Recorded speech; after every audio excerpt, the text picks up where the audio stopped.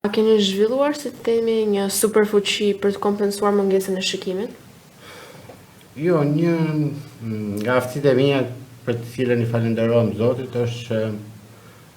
duke nisë nga ajo që thash edhe më sipër, që unë kam një karakter të fortë, pavarësisht se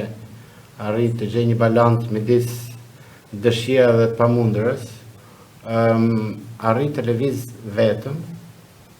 pothuajse në çdo lloj mjedisi pas një farë kohe.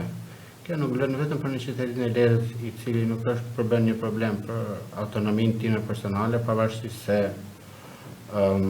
infrastruktura dhe aksesueshmëria për personat me aftësi të përfituara është në nivelet zero. Por këtë lloj lëvizje të pavarur dhe autonome e kam bërë edhe kur kam qenë student në Tiranë, bashkë me babin tuaj, por edhe gjatë studimeve të mëvonshme në Fakultetin e Jurisprudencës së Shkodrës.